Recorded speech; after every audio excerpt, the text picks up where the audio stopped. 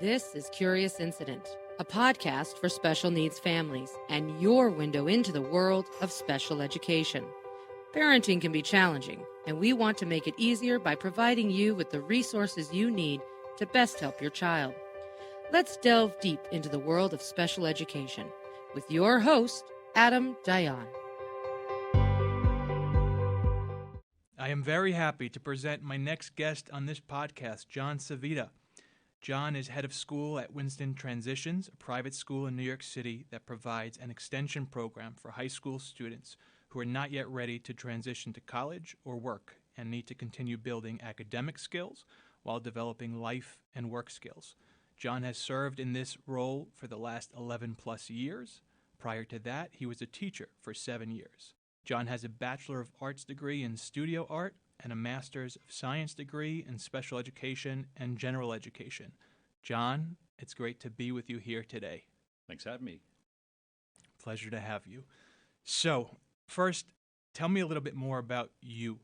What makes your approach or outlook unique, given your particular background, skills, and experiences? So it was a long journey to get to this point. I'm a parent as well. I think that's always important to identify as, meaning I have 3 kids, 2 of which that have some learning challenges. One of my sons, who is now heading towards 19 and has a twin brother, has some learning challenges as well. He was at Winston Prep for high school and is currently in my program at Transitions and leaving that program at the end of this year to go off to college. So obviously, I see that as a unique position to be in as an educator, being the head of the program. Obviously, being the head of the program and having my child in the program is always a unique position to be in for anyone. But I think for me, when I'm talking with families, it provides me with that unique perspective to understand what they've gone through in relationship to identifying what might be needed for their child. In the same way that my wife and I had to identify that for our son and for our daughter as well, making sure that we had her in the right educational environment in a private school in New York City to support her needs, having dyslexia. So I think, again, sharing that with families has always proven to be very valuable. I didn't have a great track record myself in school growing up. So always thinking about when I got into education, I always wanted to think about what I could do differently and how I could provide anyone that has any kind of struggles in an academic environment something different in relationship to tapping into strengths and understanding their own journey and making that happen in a successful way. So you're fully invested. I mean, you've been doing this head of school position for a really long time. Yeah. You have a child or children who have had their own educational challenges, and you said you yourself, as a child, struggled in some ways educationally. Yep, exactly. Do you want to talk a little bit about what your personal educational challenges were or what that was like growing up? Yeah, so much later on in life, I was diagnosed with dyscalculia or dyscalculia. I always forget how that's actually pronounced. It sounds more fancy when it's dyscalculia. But it's not a very well-known learning challenge at this point. There's not a lot of research or information around it. More is coming out, but it's a math-specific learning disability, meaning it's somewhat, I guess one way to describe it is somewhat like dyslexia with numbers. Multi-process steps can be really challenging. So that was something that I always struggled with as a kid. It impacted other areas of my learning as well. So as I was going through school, elementary school, high school, clearly I was positioned in classes that were not up to par with my peers, even though from a social perspective, intellectual perspective overall, I was certainly well adept at navigating all those situations. But school was a challenge. And certainly impacted my confidence. It impacted my perspective on the world and what I might be capable of doing. So again, it was overcoming that. Getting a diagnosis, I think, is incredibly valuable. I got it later in life, but it opened up a world of opportunities for me, especially in higher education, and allowed me to really identify with where my areas of strength were And I was able to exceed in every other area of learning other than math. So again, looking at it from that perspective and thinking about how not only to compensate, which I've done. I remember, I guess, a little unique story when I was a teenager and I was delivering Chinese food. And I used to drive around in my car with a calculator. And this was way before cell phones. That's aging myself, but it's way before cell phones. I used to drive around with a calculator. And I would, before I would get to the door to bring the food to the person, I would make sure that I knew how much change I had to get back. Right. And if I was going to get ripped off for a tip or not. So I would have all that laid out before I actually got out of the car and went to the door. So it was little tricks like that that I taught myself to kind of overcome some of these challenges. Having dealt with those issues, what's it like for you being the parent of children who have learning challenges? Well, it's made me incredibly empathetic. So, understanding what they're going through may be different. My son does have dyscalculia, also some other challenges from an executive functioning standpoint, nonverbal learning disability standpoint. So understanding social pragmatics can be really challenging for him. So I think, again, my experience was very different, but looking at my own personal experiences and connecting that to what he's going through and what my daughter is going through, I think was a unique, again, perspective. And my wife, who didn't have any learning challenges growing up, helping her understand too that there are things that can work given the right environment and the right strategies and the right approach, or the ability to connect, as I did, with what that means in your life and how to make adjustments and do something different with that too. Sure. So, yeah, I think that was important. Great. And be patient. Oh, yeah. Patience is key. Yeah. Okay. What kinds of students do you serve at Winston Transitions? A wide range.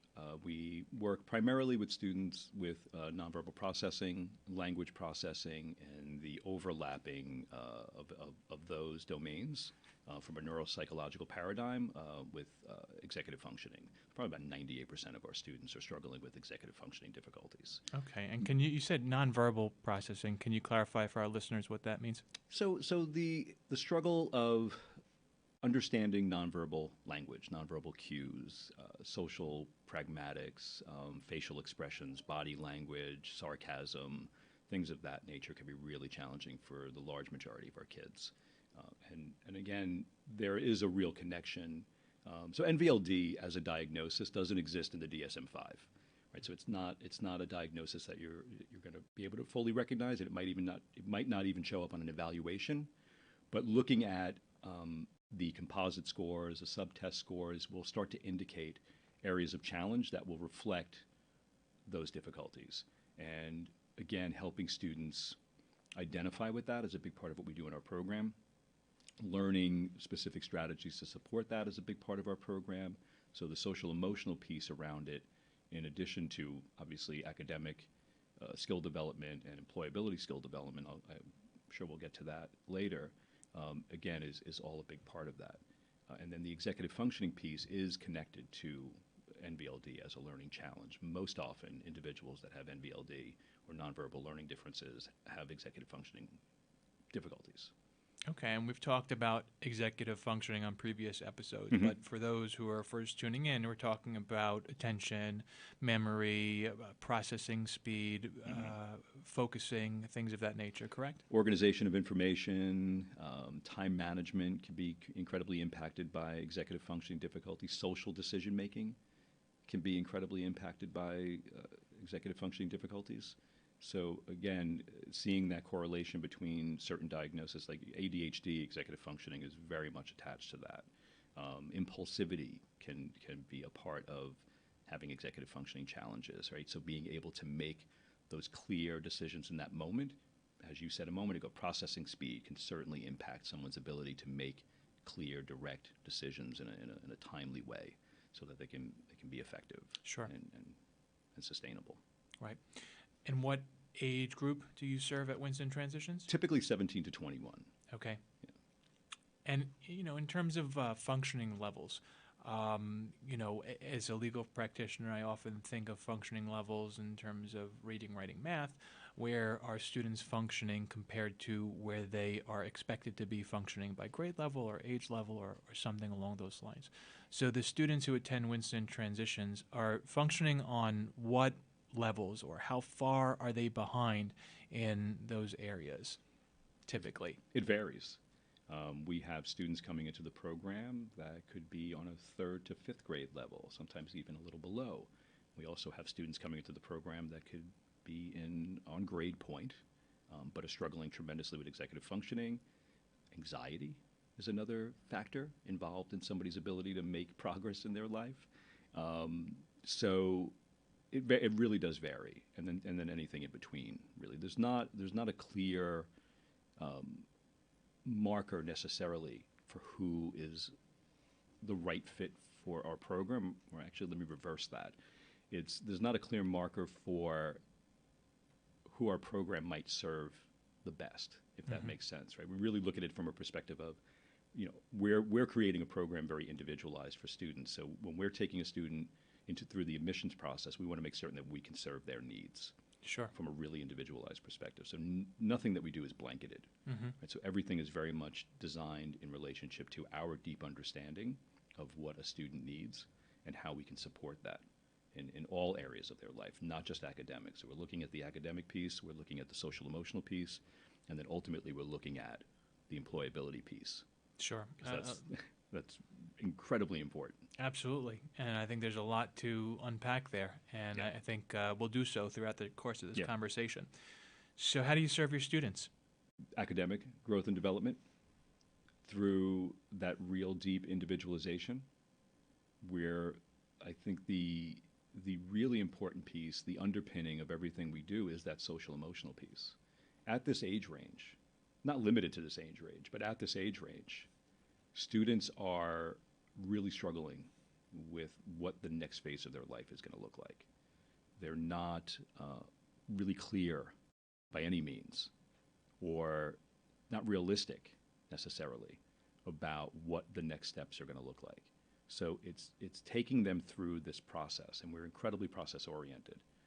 We're taking them through a process of discovery. We're taking them through a process of self-awareness so that they can then develop a language and understanding so that they can go out into the world and clearly state to the people around them, whether it's in higher education, whether it's in a relationship, or it's in the realm of employment, they can state very clearly and advocate for themselves very clearly around what they need to be successful. Sure. That's one of our ultimate goals. So awareness, whether a student is coming into our program and they're seeking a high school diploma, and we can talk a little bit more about that as well. I'm sure we will. Or they're preparing for a college that they have a deferment to, or a college that's on their radar for the next step in their life, or they're planning for a more vocational track or direct to employment. The awareness piece is paramount. That's what we have to always be looking at. All the skill development along the way is going to address very specific needs, but ultimately we want to make certain that our students are leaving, not just with a high school diploma, not with an acceptance letter to a college, but that they're leaving with awareness. So I agree, those are very important skills: self-awareness, self-advocacy. How do you promote the development of those skills? So we have what we've created, it's called the Qualities of a Sustainable and Independent Learner.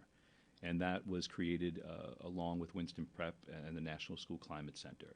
So it's a qualitative approach. It's a scientifically driven approach. We looked at our Lives Over Time study through our innovation lab, developed based on our research of students that have gone through Winston Preparatory School programming, looked at national data, and developed these 8 factors of success. So resiliency, social responsibility, self-advocacy, self-reflection, self-regulation, social communication skills or communication skills in general, problem-solving, management, and organization.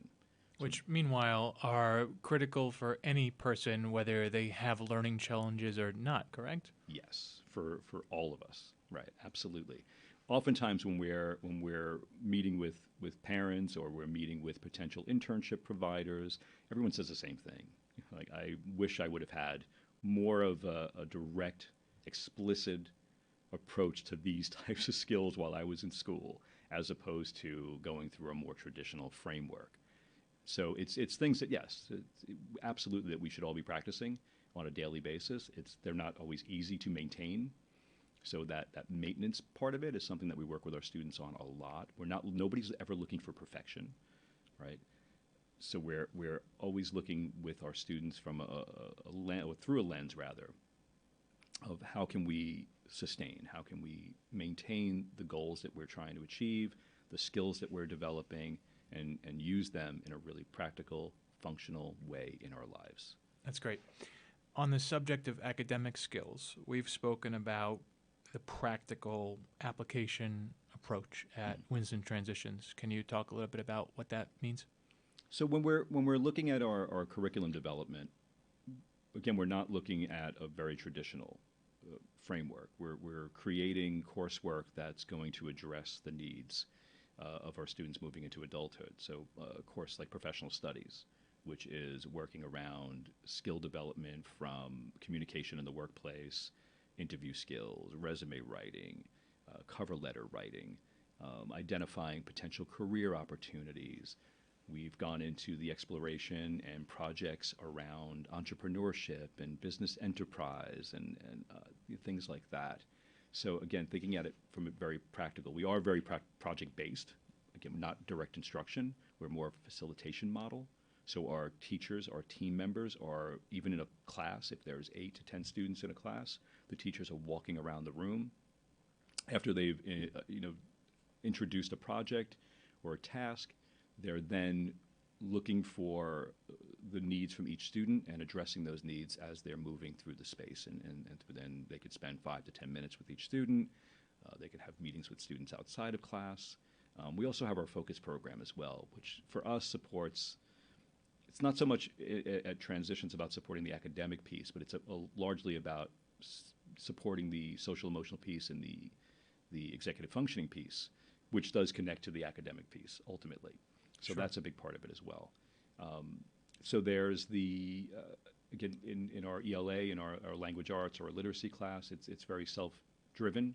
I think whenever you're working with somebody who's potentially a reluctant reader, choice is incredibly important, providing students with choice and allowing them to connect more deeply with the work that they're doing has been really beneficial for the growth and development of our students as long time or learners for life, rather, is probably a better way of saying it. Sure. And that's really what we are when we think about it, right? We don't really ever stop learning. So we want to make certain that our kids are connecting with that on a very different level. And we don't focus on grades in the program.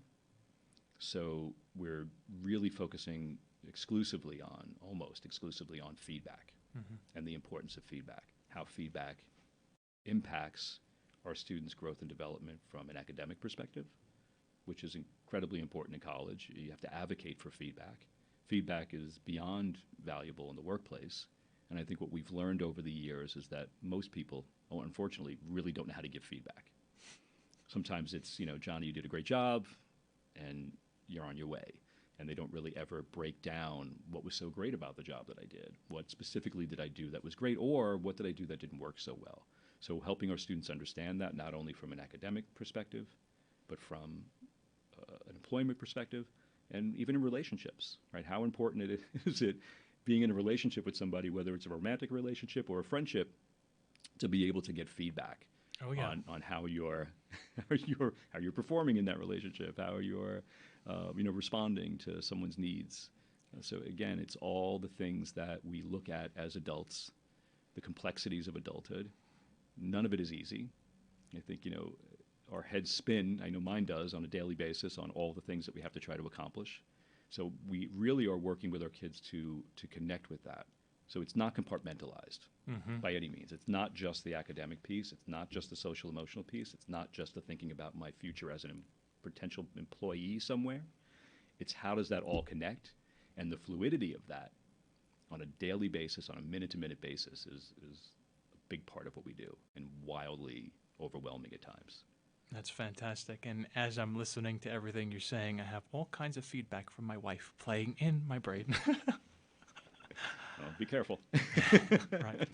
But you're right. I mean, feedback is very important. And I like what you said, learners for life doesn't stop at graduation. And I think that's an important nugget to keep in mind. Is there anything else in terms of social and emotional growth and development or employment or employability skills, that you haven't mentioned already that you'd like to mention? So social emotional, I speak about that a lot. Our focus program, our one-to-one programming, which is very unique to Winston Prep. It's every student at Winston Prep proper has a one-to-one focus teacher for 45 minutes every day. We do it a little different at Transitions. Our focus team meets with our students regularly. It's not a dedicated period every day. They are meeting with our students either 2 to 3 times a week. If a student is taking college coursework, and I'll talk more about that, then they potentially will meet 3 times a week or maybe more, depending for shorter sessions around executive functioning strategies. But our focus team primarily is made up of mental health professionals. We're not a therapeutic environment. Our goal is not to provide therapy or replace therapy. Oftentimes we will recommend, if students really need that aspect of development in their lives, and there's some real significant issues in regards to their social, emotional, or mental health, then obviously we're going to recommend that students are seeing outside professionals to really more comprehensively address those needs. But we are certainly adept at providing cognitive behavioral therapy strategies. Our focus program is headed up by Jeremy Antar, who's a very talented clinical social worker, and he heads that team up and guides them through that process. And then our team is comprised of, as I said, mental health professionals, social workers, guidance counselors, our therapists, things of that nature to, again, make certain that we're addressing these needs in a more practical way, though, I think, kind of going back to that practicality piece.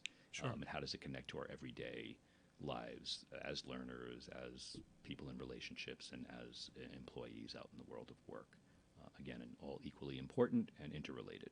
Great. John, what does the concept of a gap year mean to you? That's an interesting question. I've never really identified with this program as a gap year.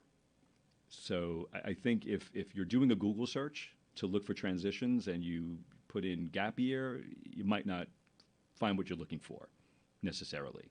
And most people don't really know what they're looking for in relationship to our program. We're kind of a unicorn out in the world. There's not many programs that I know of, here, at least here in New York City and across the country, that exist that are doing the work that we're doing for the wide range of learning profiles that we're serving. So I think historically, transition programs were and still are largely designed for individuals with more intellectual impairments or more severe intellectual impairments potentially. Again, we're kind of bursting the bubble a little bit of that. So gap year, when I think of gap year, I think of a travel program perhaps. I think of maybe a multi-tiered experience around a workplace scenario, like an internship. We're doing a lot more than that. And our program isn't just 1 year necessarily. Most of our students will do 2 years in the program. There's no hard rule around that, and we don't usually identify that through admissions necessarily. Sometimes families will come in or will know based on a student's profile that they're going to need more time, or families will come in and say, I know my kid needs to be here for at least 2 years or 3 years, depending on their age. Mm-hmm. But we go through, as we're going through our process, and again, as I said before, we're very process-oriented, so everything that we do is about identifying needs as we're going through this process. So making a determination on somebody's readiness before they even started the program doesn't make sense to me. It's about learning with that person and about that person going through this process and figuring out what they're going to need along with them. And ideally, we're bringing the students into the conversation. That's our goal.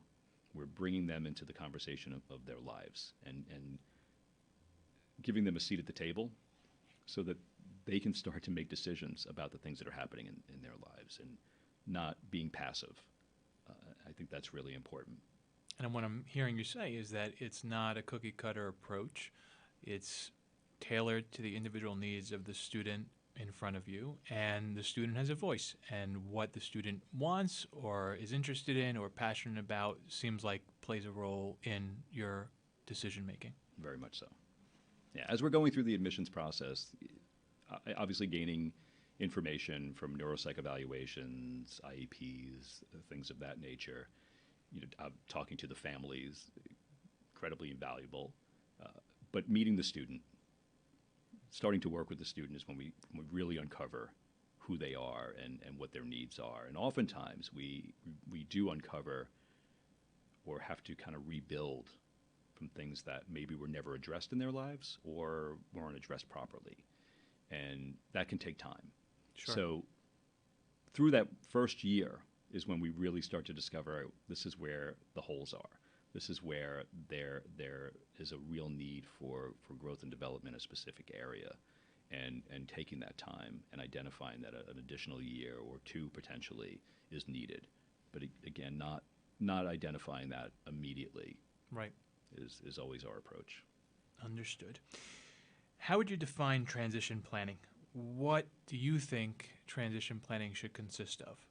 Thinking about your child's future, thinking about what they might be ready for. I think transition planning, first and foremost, should happen as early as possible. It doesn't mean that a student needs to stay on that trajectory for their entire academic career or lifespan in academics. If you identify as early as 14 and somewhere along the way your child makes some leaps and bounds and has to, presented with skills that are representative of being ready, then certainly the conversation can change. But what that provides our families with, when families are looking at the potential for their child to need more time, it's really important that they're developing, again, that I keep using the term language, but it's really important that they're developing this language that's being used around their child, so that the assessment piece of that, the identification of that throughout their child's academic process is documented and well documented, and then really can support the need for that if it comes to that. Right. Most often, I think if there are real significant concerns about somebody's readiness, having that plan in place, making certain that, a level of independence is going to be reached. Again, thinking about all the skills that I identified and the qualities of a sustainable and independent learner should be functional, and there should be an awareness and utilization around those skills. Identifying if college is on the right track, is on the horizon for a student, or if a student is, really hard pressed to make that their next step in life, identifying the right college for them. And that's something that we focus on in our program as well. I understand that 14 years old would be ideal for families to start thinking about transition planning. But what do you usually see? When do families typically come to you? Typically in high school, but sometimes too late, where they're coming to us in the 11th hour. And some of this is connected to the funding aspect of this, and I think we'll get into that at some point, certainly. But I think the important piece of it is if you're bringing this idea to your child as they're a senior in high school, and you're saying you're not going to graduate or you're not going to go to college like so many of your peers, and we're instead choosing to send you to Winston Transitions or any other somewhat similar program, that can be a really hard pill to swallow for that teenager. Mm-hmm. And it can make it really challenging to get the buy-in that's incredibly important for this process to make sense for them, so that they're getting the most out of it. Now, if somebody comes in without 100% buy-in, does that mean we can't work with them? No, we certainly can. It just means that we have to do the heavy lifting in the very beginning to get them to understand the purpose of the program, and that can take some time. But I think having conversations and doing your research, looking into programs, whatever those programs may be, and having that conversation with your child much earlier is always beneficial. So I think you answered my next question, which was going to be 14 years old may sound to some parents very early. Their students, their children are first starting high school, let's say, and they just started that new stage of education. And so to start thinking about transition planning for after high school from 14 years old may seem very soon. So what should they be thinking about? What should they be doing? I heard you say conducting research, presenting the topic to their child to get the conversation started, right? Get that buy-in.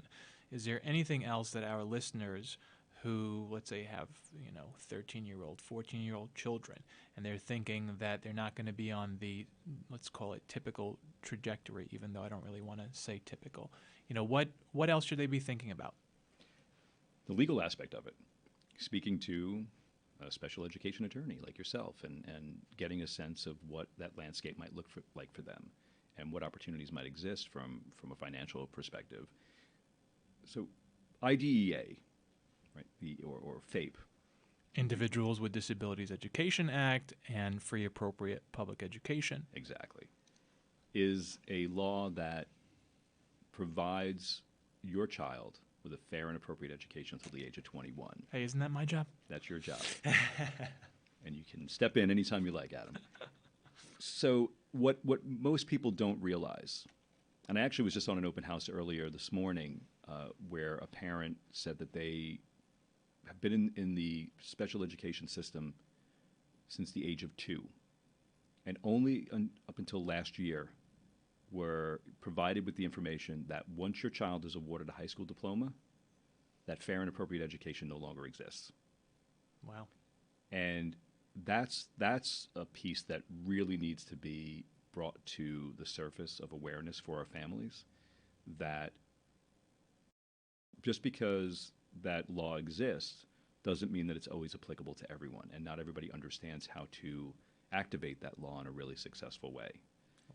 And helping the other reason why coming to this realization sooner than later really provides our families with that opportunity, that awareness, that understanding, reaching out to a special education attorney if they're not already in the practice of utilizing one already, can open up that window of knowledge and resources that might not exist to them or that they're aware could exist to them.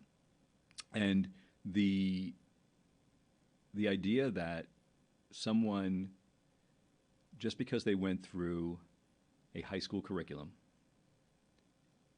earned their credits, does not mean readiness for life by any means. And actually, and you can correct me if I'm wrong on this, but from my understanding and my reading of IDEA, I have never seen anything in there that talks about credit acquisition as a readiness or marker for next steps being applicable to someone.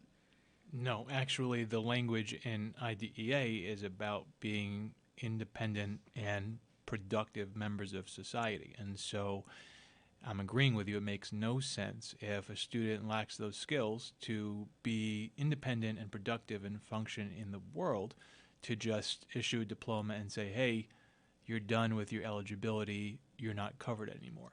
Right.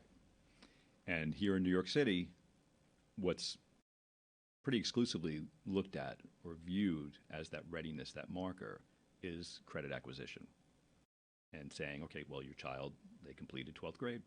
That's it. They're ready to move on, which has no bearing on their readiness, as we just said. So finding that avenue, making sure that you understand that language, making sure that you understand your rights, again, is where you come in, and supporting families to that level of awareness and understanding. That's what helps our kids get what they need and make a program like ours, or any other program for that matter. We're not the panacea. I think what we do is incredibly unique. As I said before, I do consider us a unicorn of sorts out in the world of special education, especially in the adult 17 to 21 range, for sure. But it's complicated, and oftentimes what we see in regards to that is students coming to us sooner than completing high school. So we have a little bit of a hybrid happening in our program over the past few years, where there are a lot of students that are technically still in high school. And I say technically because we don't focus on grades, we don't focus on grade level. If a student comes to us and they're a junior in high school and they're 17 years old, and we can serve and support them in a really successful way, and maybe our program, most often our program is really providing them with a more appropriate approach to getting them ready for whatever the next steps of their life is going to look like. So it's not really about sitting through a more sequential course load. And it's more about that practicality. It's more about connecting with this deeper understanding again. And I know I say that a lot, but that awareness and that understanding is paramount to all of this for our children and our families. It's really about that. It's about our kids developing these skills, the skills that are part of the qualities of a sustainable and independent learner, and then some. Mm-hmm. All the nuances of things that are happening around our kids, and that they're trying to navigate, but really struggling with. Right. I think we're going to get deeper into a lot of this stuff. I just want to say real quick, I agree with what you said about education and awareness. I think that's key, that's paramount, and I really hope that this podcast helps to spread awareness for people who are out there trying to get the information they need to make good decisions. John, when a student's in high school, what are some signs that parents or the students themselves should be looking for that they might need a transition program? A lot of it can be connected to social readiness, making decisions, as I said before, that executive functioning piece, being able to make really good decisions around things that are happening. Anxiety is real. And I think we're seeing a whole lot of anxiety popping up in young adults and teenagers with everything that's going on around us with the pandemic and everything that's happening in the world. But even before that, anxiety was prevalent, a lot of it, and helping students manage that. So looking at that again, and anxiety doesn't always come up as a deterrent or something that might be talked about in a more traditional environment, and in some cases might be pushed aside for a student, and so that they can continue on with their sequential learning and coursework and pass the tests that they have to pass, or the regents, or whatever it might be. And then what happens at the end of that is that they're left still with somebody who's struggling tremendously with some emotional irregulation that was never addressed, but has to be addressed. Yes. So those are things. I mean, again, I want to steer away from the idea of looking at someone who's missing a whole host of credits, because it's not really about that. It's more about their overall social emotional readiness for the next phases of their life. Just because somebody says they want to go to college doesn't mean they're ready to go to college. And I'm not even quite sure at what point in time, the idea that somebody at 17 years old or 18 years old is really ready to go out into the world on their own. I think about my own kids, whether neurotypical or not, and myself for that matter, entering college at that age and finding it a little challenging to make it successful initially. Yeah. So, there's a lot of different things. It's probably not one clear answer to that question, Adam, but there's a lot of factors that can play into it, and I think they're always very unique to each individual student. Sure. So we've spent some time talking about what transition planning should look like. I want to hear from you. What does it normally look like with the New York City Department of Education from your perspective, right? I have my own viewpoints on this subject, on this question, but I'm curious to hear from you. What does transition planning typically look like with the New York City Department of Education?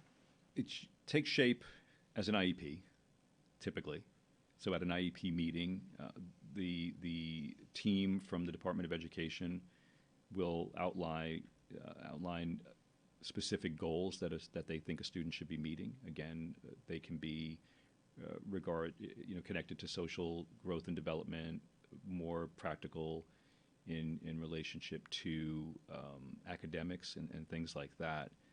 But typically, what I've seen in regards to transition planning, there's never really anything that's going to support that currently within the Department of Education. So most often when we're going through an IEP with a family and a student identifies as needing more time, they're typically suggesting that student continues on in the high school education process, even though they're identifying some goals and things that are connected to transition planning, but they don't really have a placement for them to go. So all these goals aren't going to be addressed because they're just going to go back into, again, a more sequential learning environment without really having the opportunity to look at the social emotional piece, look at the independent living skill development that might be associated with a transition plan and employability, skill building, things of that nature.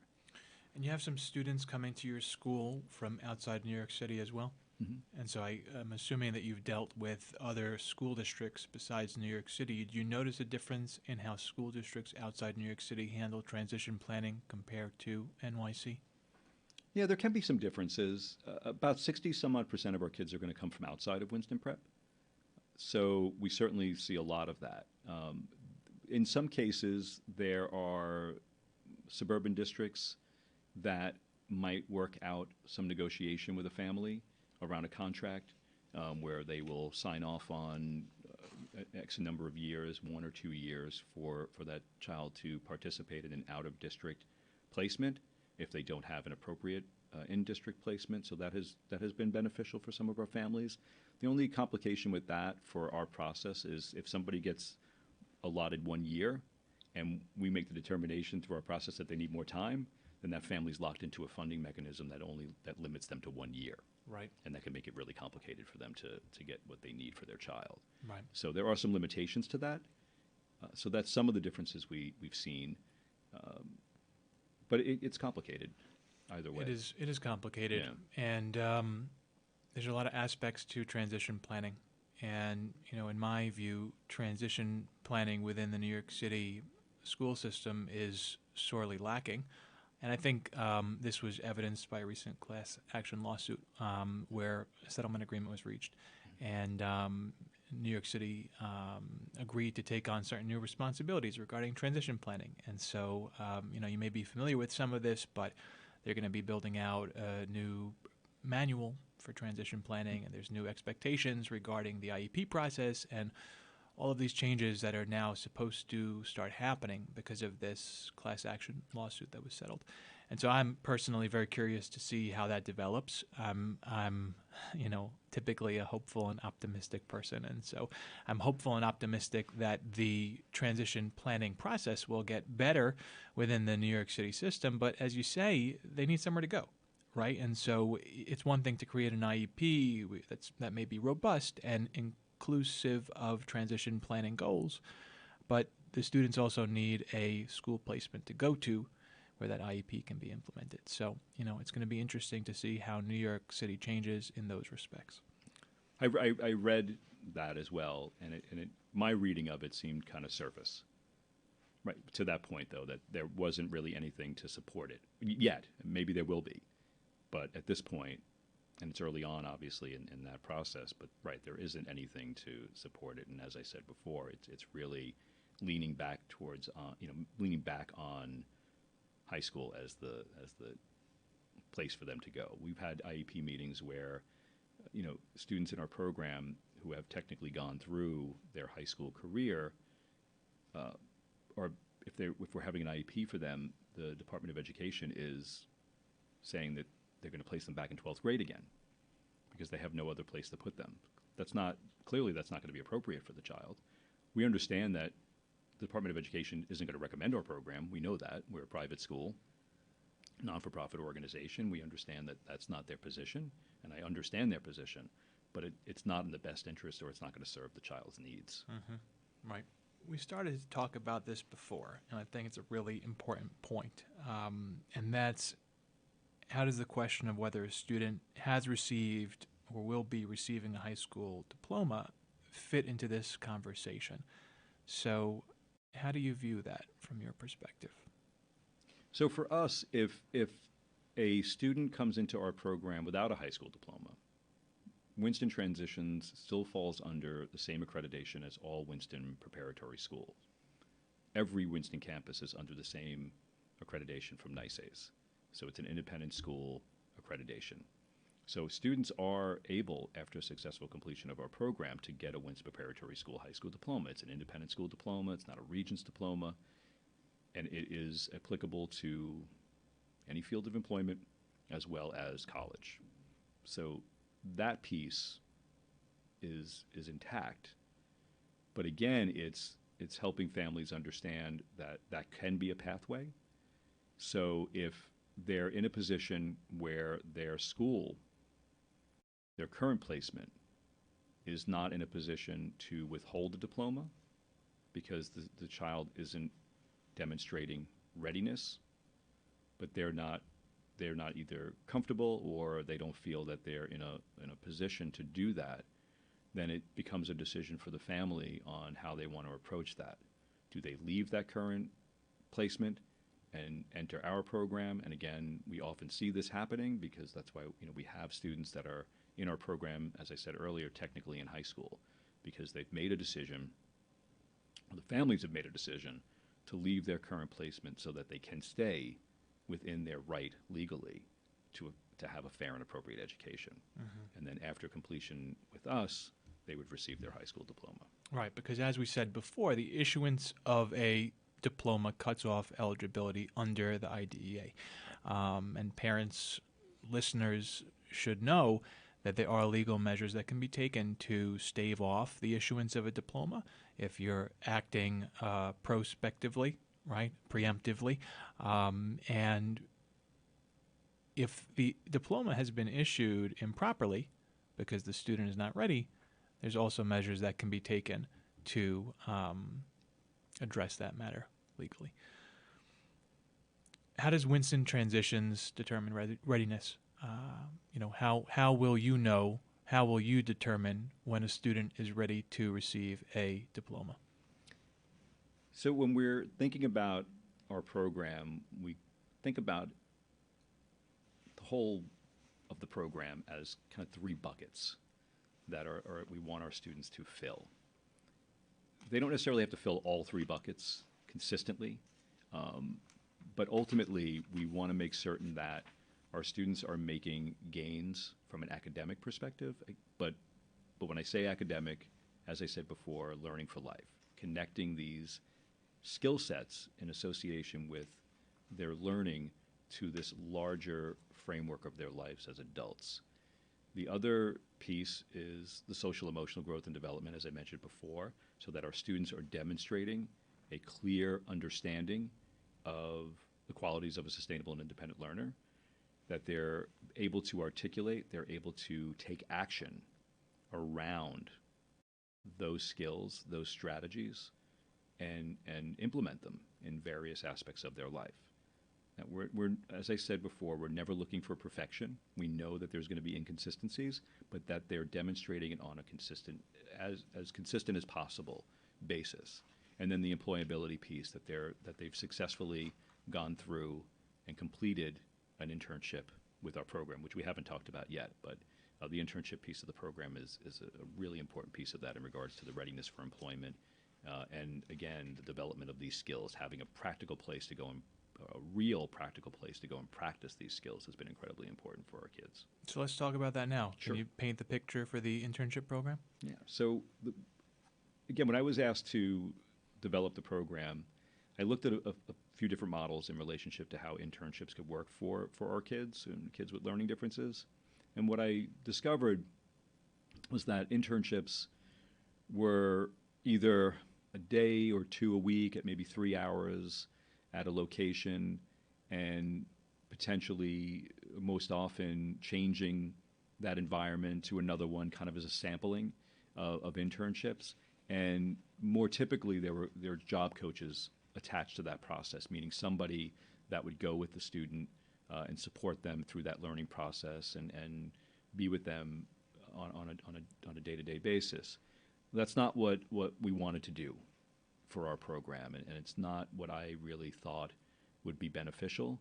And I kind of saw some of it as a perpetuation of learned helplessness, and really needed to rip the Band-Aid off of having that more restrictive environment for our students, and creating something that was much more realistic in relationship to what it really means to be out in the world of work. Mm-hmm. And our program is designed, it has been from day one, where we're doing 2 full days of internships at 10 hours a week at the same location for the entire school year, meaning our students are immersed in the workplace. And our students are there independently. So one of the first things I removed from the process was a job coach, and working towards building in a system of support that wasn't as intrusive, and helping our students, again, learn from making mistakes, failing up, if you will. Mistakes happen. We all make them. And if we're not making mistakes, then quite potentially we're not really growing. So our kids need to be out there and learning by doing without somebody coaching them along every inch of the way. So finding organizations that are willing to do this with us, various businesses from office environments to healthcare environments to culinary environments, creative environments, large organizations, small organizations, mom and pop shops, things like that. We have students in bakeries. We have students in cafeterias in various private schools throughout the city. Prior to the pandemic, we had students in hospital settings. We're moving back towards that again for next year. Senior care, museums. We have a partnership with Lincoln Center for students that need more support. That's a collaboration with Lincoln Center where our students are participating in the Access Ambassador program that they offer, and they provide workshops in conjunction to the work that we're doing. But ultimately, our team, my internship team, is really a mechanism behind the scene and in heavy communication with our internship providers via email, phone calls. We are equipped to go into scenarios at any given time. If we need to spend a day with somebody, we can. If we do 3 comprehensive feedback sessions a year with the supervisor, we really view them as performance reviews. So if you were working for somebody and you had to sit down at a year-end meeting and they would go over how you're performing, and quite often you have to do a reflection piece before you go into that meeting. So we engage in that. Our students are doing actually weekly reflections on their performance. We do a lot of work in-house to support the students. So if there are areas of difficulty that they're finding themselves in at a specific task, or even a soft skill, which is a big part of what we're focusing on at our internships, where it's not so much about a vocational approach. We're not a vocational program. Really what we're looking at is soft skills, and in some cases some hard skills. But most often it's the soft skills. It's the communication, it's the problem solving, it's the taking initiative, it's the being receptive to feedback. It's all those things that are really essential for all of us, for any of us, neurotypical or LD, to have in place and intact and being able to activate at any given moment. So that's a big part of it. John, how does the subject matter curriculum tie into the internship work the students are doing? So I mentioned before, professional studies is very much connected to that work. The ability for my internship team to meet with students individually, almost like mini focus sessions, and go through their performance, go through feedback around their performance, work with them to identify areas of strength and areas of continued need for development. So that's a big part of it. But ultimately, everything that we do as a program is really designed to connect and work in concert in support of all of these needs. So nothing is compartmentalized. Mm-hmm. We're not working in a silo. That we're not, pulling one in particular section of our program and solely focusing on one thing. We do that from time, in aspects of the program, but ultimately all those pieces come back together and work as connecting tissue, sure, if you will. Your work study program, is that different from your internship program? It's one and the same. Okay. Yeah, it's one and the same. So what about preparing for college? Do you want to paint the picture about how you help your students prepare for college? So a big way that we do that is our partnership with Landmark College, which we've had since day one for this program. Actually, Winston Prep has had a longstanding relationship with Landmark and their dual enrollment program. So many of our students at Winston Prep will take college coursework while they're in high school through Landmark and their dual enrollment program. We do it a little bit differently. And when we're working with students around their college coursework, it's really more of an assessment tool. And we're using that data that we're collecting from how they're engaging in this work to make really good decisions with our family and our students about what's going to make sense for them moving forward. if college is the right next step. If it is, then what college is going to support them in the best possible way. So if we have students coming into the program, and often students come into the program saying they want to go to college, whether looking at their profile or not indicates that that really should be the next step. Sometimes that doesn't always line up. And even if somebody has significant difficulties on their profile that on paper looks like they shouldn't go to college, their performance around that work could tell us a completely different story. So it's not pigeonholing anybody in any sort of way. Sometimes we have students that on paper look like they should go to college, and their performance indicates that they're just not, that's not the right track for them, and they should probably go a different direction. And we want to guide them to that. We've had students go into like certificate programs and things of that nature to continue to Vocational support. programs? What was that? Vocational programs? Yeah, sometimes, yeah. We've had students we've had one student over the years get an EMT certification. We had a couple students go for nursing aid. We've had students get welding certificates, glass blowing, some really interesting stuff. And again, thinking about some other types of training and things that would support them to move forward in the world of employment.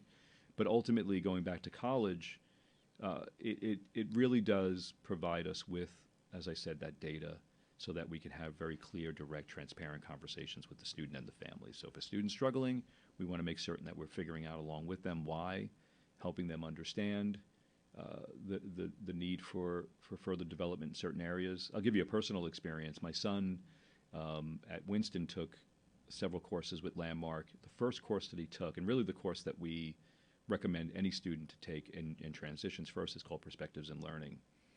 And he was failing when he first started the course, primarily because he wasn't paying attention to the feedback. He wasn't listening to or reading the emails from the professor. And I remember my wife and I were like, well, what are you doing? And he was really taken aback. We had a meeting with the folks at Winston as parents. So I had to kind of step outside of my role and sit down as a parent, put on a totally different hat, and addressing it with him more importantly. And he, at that moment, realized, wait a minute, yeah, if I check my email and I start setting up meetings with my professor and I'm listening and responding to the feedback that they're providing me, maybe I can do a little bit differently. Mm-hmm. And he did. He wound up pulling his grade up and passing the class. Wow, that's And from great. there, he's been getting 90s. And he's leaving our program about 18 credits to college. Wow. Yeah. That's amazing. It's very cool. Nice. Again, it's a great outcome for many of our students. We've had students leave us with 6 credits, 12 credits. In some cases, like the students that have gone through Winston and have taken classes can leave with as many as 18. So you're looking at almost, well over a semester. And they're not really that far behind. But more importantly, they've learned what it means to be a college student. We don't do the work in a classroom for Landmark. They're doing the work independently. That's a little different than how the high school does it. The high school usually has a cohort of students to work during the academic day to work on that work. We've taken that in a very different approach and felt that college work is rarely ever done in a classroom. Mm-hmm. It's usually done on your off hours in between classes. You have papers to write and exams to prepare for and projects to present. So we wanted our students to engage in it in that way. And that really becomes their homework. We don't focus on content-specific homework. We're using the focused space, the focused instructors to develop what we like to call life planning as their homework, or if they're taking Landmark, that after-school hours really becomes the space for them to do Landmark work. And if they're struggling with their time management and they're struggling with their ability to organize information, all that's going to become very clear to us. So we really encourage our families to step back from that process and not hire a tutor, not do the work with them. We want our students to, again, as I said before, in relationship to the internships, if they're going to fail, they're going to fail. Mm-hmm. And much better that they fail with us than when they're really enrolled in a college somewhere, and the ability to help them pick up the pieces is going to be a lot harder. Absolutely. That's great. So we covered internship. We covered preparing for college. Is there anything else you want our listeners to know about preparing for work? Yeah, again, I just want to highlight the importance of soft skills. I want to highlight the importance of looking at an internship placement it's not meant to be your lifelong career necessarily. For some people it can be, but it's really meant to be a space to learn and grow, take chances, step outside your comfort zone, listen to feedback, respond to feedback, and challenge yourself. Do some of your students continue working at the place where they interned? Yeah, absolutely. As a matter of fact, we just got a message from one of our internship providers today. As I was walking over here, one of my internship team members reached out to me and said, "Oh, what do you think of the possibility of this?" One of our organizations would like the current intern to continue on for the summer and potentially into next year. Nice. Now, we have to determine if that fits into her plans, but that opportunity exists. And we've had that happen multiple times over the years. It's never a guarantee. I wish we, at this, it's always a dream of mine to be a direct-to-employment placement type of program. That's a very complicated process. But when we have students, and we have had many over the years, maybe one a year, sometimes two, gain employment from our internships, we lose that partnership, but that's a great outcome, and we're always supportive of that. Certainly. That's Yeah. wonderful. Yeah. What does Winston Transitions look for in an evaluation or a school record when you're deciding whether to admit a student? That's a great question. We're pretty far-reaching in regards to that, we ultimately there has to be a level of independence that already exists. Again, to determine what that level of independence is, we will often use the ability to travel independently as a marker. It doesn't mean that a student can't participate in our program, as long as the family understands that some of the heavy lifting might fall on them in that regard. We do not provide busing, primarily because I don't believe that the yellow school bus should be part of this process. At this age, it doesn't exist, and it's not going to exist, and that might sound a little cold, but I think it's important to note. We don't have a beds number, basically, to provide busing. So transportation and all of that, we do include that as part of our process. We purchase Metro cards for our students, regular Metro cards, not provided through the Department of Education, as many private high schools might offer. And we also do that from independent skill development as well, so they have to track how much they're spending.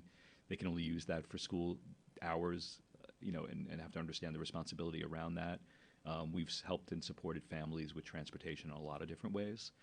But we're really centrally located on Madison Avenue between 37th and 38th. So there's a ton of express buses. Pretty much every hub of transportation is there.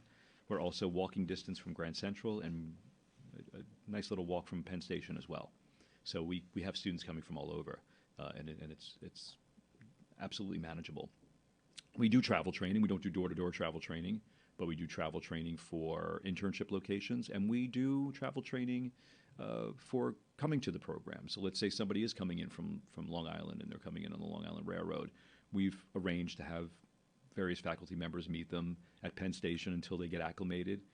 In all honesty, it usually takes about a week and a half to 2 weeks at best for someone to get comfortable with the travel. It's really not complicated at all. Mm-hmm. And most often, that's usually the marker of that first leap into independence for students, and they feel this really incredible sense of pride. It's probably more challenging for the family than it is for the student to let go and let their kid get on a New York City subway system. And I know a lot of parents are really nervous about that right now, and currently under the situation that we're in. But same thing with the Metro North. It's letting go, letting them get on, and experiencing what that can mean for them. And it really does open up a wide range of opportunities for our kids so that they can socialize more and they can actually get around more independently. So that's one piece. From a cognitive perspective, looking at certain grade levels in regards to how a student can engage in the work that we're going to provide them with, the opportunities that we're going to provide them with. As I said before, we have students that have grade levels as low as third grade. In some cases, even a little lower. If somebody is beyond, below that, then we're probably not the right program. That would ultimately probably mean that there is not a level of independence to get this started, not only from an academic perspective, but from an overall independent, and they just might need something more restrictive. Sure. That doesn't happen often, but we have had to make that decision with families and say we just don't think we can support this individual's needs at this time. I know you've shared some anecdotes with us. Do you have any other anecdotes you can share with our listeners to make this journey a little bit more concrete? I have a lot. I think we have a lot of really creative kids in our program. A lot of artists, a lot of musicians, actors, performers. It's really amazing. And a lot of people on our team, including myself, have a background in the arts. And we can really value that creative process, and we really value how the creative process can be carried over into all aspects of somebody's life. I think about myself and the creation of this program, and I really did rely on my creative abilities to think about what we need. I built this from scratch, along with support from Winston Prep, obviously, but it was, a position to be put in to say, here's this open landscape, go do. I'm smiling because I know you built it from scratch. In fact, I was talking to someone the other day, and he told me John had the guts to walk into the head guy's office and identify a gap that needed attention. And, that's what you did. That's how it started, right? You had this idea, you saw it, and you built it from nothing. Yeah, something like that. Yeah, they actually tapped me on the shoulder and said, "Hey, we think you're the guy to do this." And I without hesitation, said, "I'm in. What do I need to? What do I need to do?" Just like which, that. Yeah, it was pretty. I felt it was a bold move, for sure. But again, here I am, over 10 years later, and we're running a thriving program, and it's really supporting the needs of kids. So I think the willingness to take risks. That's a personal anecdote. The creative thing, when we're thinking about students, we've had some really cool things happen for some of our students. We had a young man who graduated from our program a couple of years ago, who really talented illustrator, really unique perspective, very cartoony, but also has this really interesting, like society perspective and voice. And he had created a original version of Jordan Peele's Us poster. And not somebody who he had a social media network, he had his own Instagram page, but wasn't doing like a lot of pushing his work out there to the general public. If you weren't following him, then he wasn't really doing much more than that. And his focus teacher, who was a really creative person herself, was really working with him to push the boundaries in that. So he, with her urging, tagged Jordan Peele in this image that he posted on Instagram. And Jordan Peele reposted it on his own page. Oh, wow. And he got how many thousands of likes from celebrities and everything, and a lot of attention. And he wound up getting a contract to do some more work for, I think it was Universal Studios at the time that produced that movie. If I'm correct, I might be wrong on that. And then he also from there, did a original poster and video for Beetlejuice, the musical. Wow.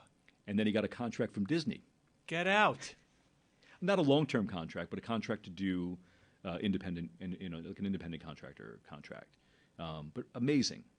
So, here was a young man on the spectrum, dyslexic, had all these struggles in his life from social emotional perspective about who he was, and then through, again, the process of the work that we've done in our program, developed this awareness of how his area of strength was going to actually supersede the things that he struggled with. And that's the thing that was going to propel him. And he went to college, he's in college, and he's studying animation.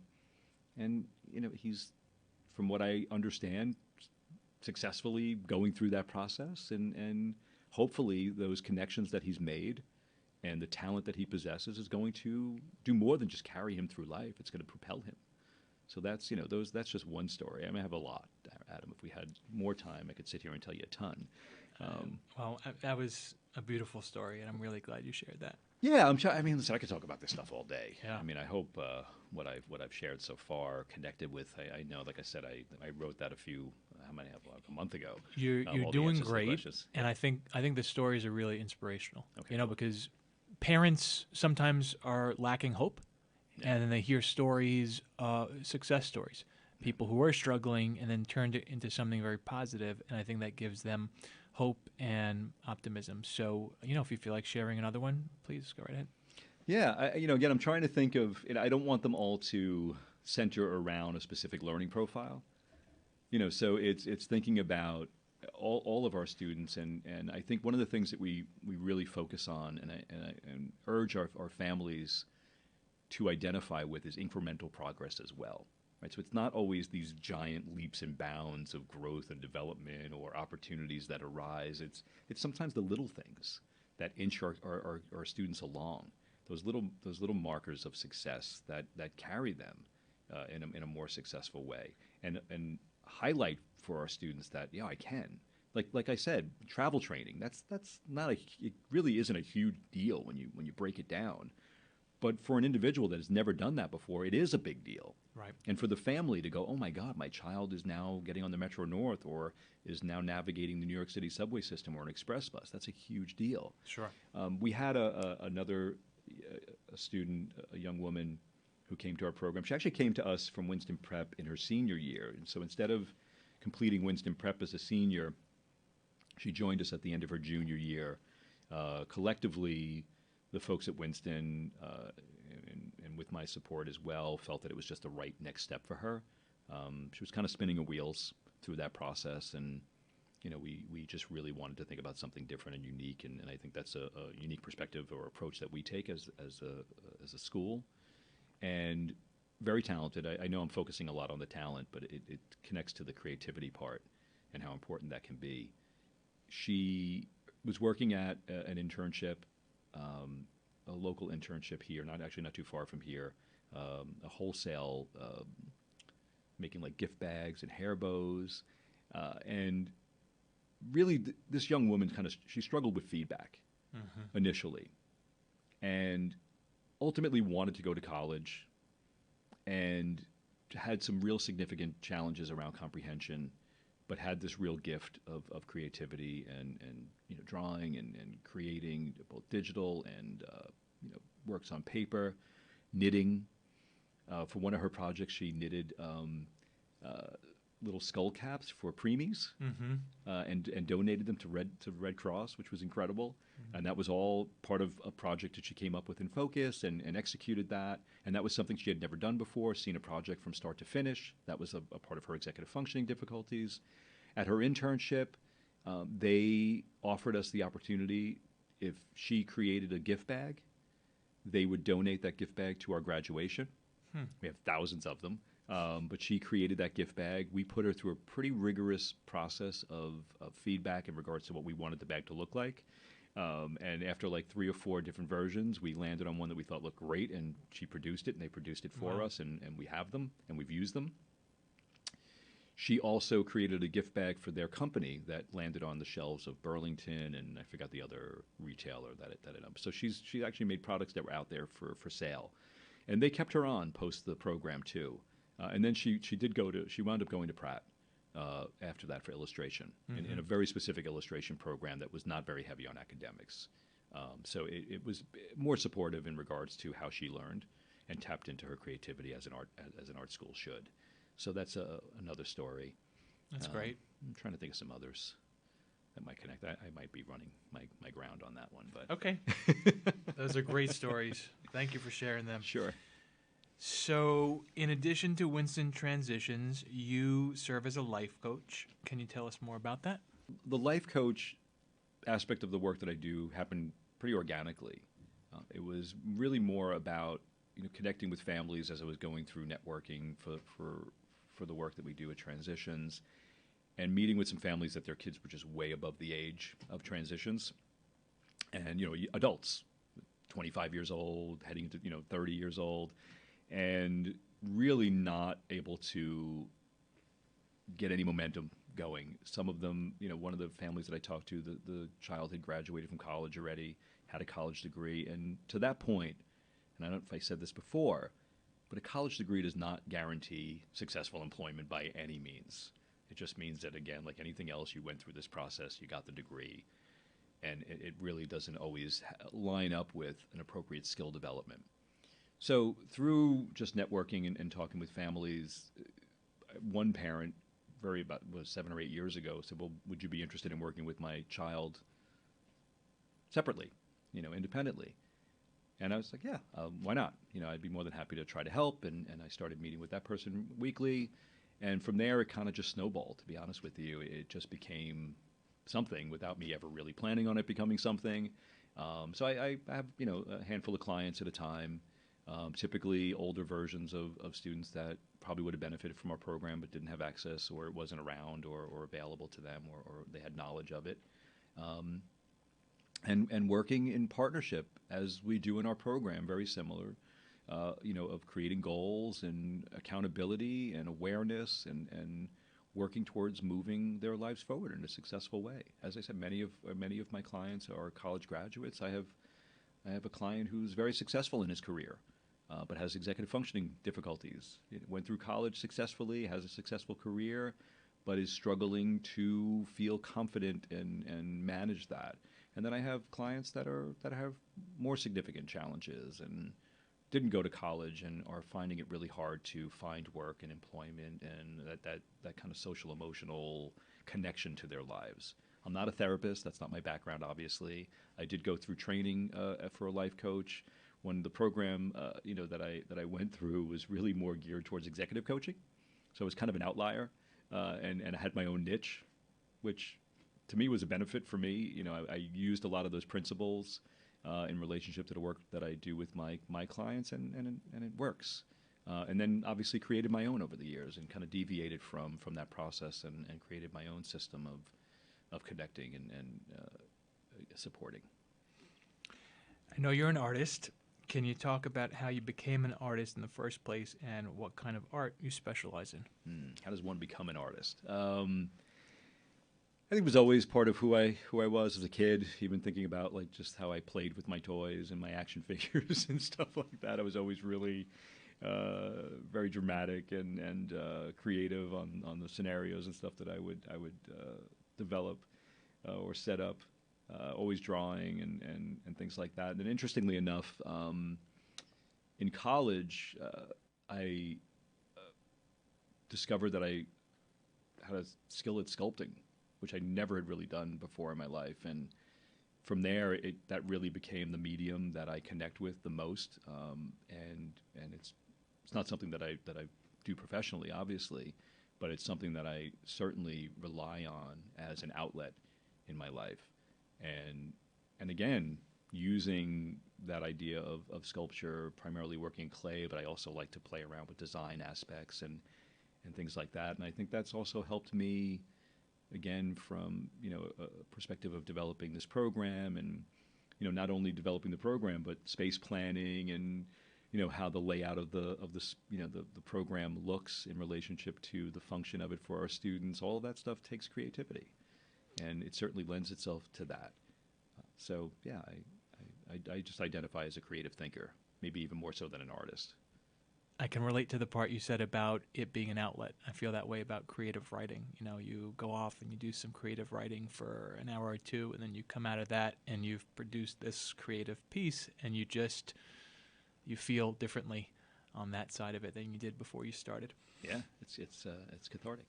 Definitely, that is the right word. How do you view the role of art in education, especially the education of children with special needs? I think it has as I said before, it has a tremendous impact. It's using that creative process, whether somebody identifies, and I kind of going back to what you said before, like identifying as an artist or deciding if you're an artist or whatever it might be, it's thinking creatively and helping our students think creatively. Our creative projects course it's not an art class. It's a creative space. We're using the creative process to help our students learn how to problem solve, learn how to make decisions, learn how to take chances, risks, push the boundaries of how they want to self-express. That's a really big part of it. The teacher who runs that course has a background in fabrication. So working on film sets and theater sets and building all different types of elements of set design. Cool. and managing projects. That's his background. And bringing that understanding into this learning environment that we've created, and for kids with learning differences or young adults with learning differences has been awesome. And we have 3D printer machines that are running constantly. We have students that are making films, and we have a young man who has a lot of again, another anecdote. We have a young man who has a lot of struggle with communication. Really introverted, just doesn't really know how to express himself, but he's really adept at making original music, scores, composing, and he's been doing a lot of that. And our push with him is to help him start to explore and explain and express what it is that he's creating in a more professional way. And that's a big part of what creative projects and the creative process can help our kids learn to do. I remember back in art school for myself personally, and my son, one of my sons is in art school now for college. He's a really talented painter, printmaker. I'm not just saying that because he's my son. He really is. And I would share with him often a story just to remind him of criticism and feedback in regards to art. And I remember in one of my sculpture classes in college, I presented this very realistic image in sculpture and talking about it. And then this other student presented a pile of bricks. And the way that she described this pile of bricks was way more comprehensive than what I was describing in relationship to my very kind of concrete image, right? It is what it is. It's a portrait. You know what it is. It has some, abstractness to it, but you still understand what it is. Hers was more concept driven, right? It was a pile of bricks, and what she described that pile of bricks represented blew the professors away. Wow. Now, I looked at it and said, it's a pile of bricks, right? But it's perception, and it's how you articulate your idea and how you share with the people around you, again, what it is that you're trying to convey is incredibly important. So helping our kids, no matter how connected they are to an artistic process or any idea that they have, helping them explain in a really clear way to an audience, whoever that audience may be, of what it is that they're trying to produce or create or share. As the parent of twins myself, I have to ask you, what's it been like for you to raise twins who are now grown adults? As we said before, it's intense. You can never go anywhere alone. That was always a thing for my wife and I. We always had to be together. And I think it was a big part of it, too, is thinking about the uniqueness of them. So, yeah, I think the individualization part of it, looking at our kids as individuals. My kids are fraternal, not identical. I think yours are fraternal as well, correct? Same, correct. Right. So, my boys are polar opposites. I mean, besides the fact that one of them has a learning challenge, the other one doesn't mean the other one without a learning challenge doesn't present with his own challenges. He certainly does. I think the most important thing is looking at them as individuals, rather, and helping them see themselves as individuals, and so that they create their own pathway. And I think we did a good job at that. I'm sure you did. They're off on their own. I'm going to wrap it up and bring us home. John, before we conclude, I have to ask, what fuels your passion? Why do you do what you do? What drives you to get out of bed and go into school every day? I think just thinking about my own story, thinking about my children, and thinking about anyone that's out there that is being underserved, misrepresented, not provided with opportunities that are going to help them move their life forward is a space that I want to be in. And it took me some time to figure out what I was supposed to be doing with my life. So whenever I reflect on that and wake up every morning and look at my calendar and reflect on the stuff that I'm going to walk into and then some, that's the stuff I'm passionate about. It's all the unknowns. It's all the uniqueness of our students, the unique challenges that our families are facing, connecting that with my own perspective and unique challenges, both as an individual and as a parent. All of that stuff is what really drives me. It's intrinsically motivated, ideally, and I think that's also an important point too. Is that's what we're working towards, helping our kids understand that life is about connecting with something that you can stand back and look at and go, I did that. It doesn't mean that I got a reward for it. It doesn't mean necessarily that I got a raise or a promotion all the time, or I mean, those things are wonderful. But ideally, it's stepping back and looking at whatever it is that you were involved in, whether it's something you created physically from an art perspective, a creative process perspective, or it's something like the developing of this program, or more importantly, stepping back and watching the growth and development of a whole host of students that you've had some involvement with, is beyond rewarding. And it is intrinsically motivated. It's about that sense of pride in the work that we do.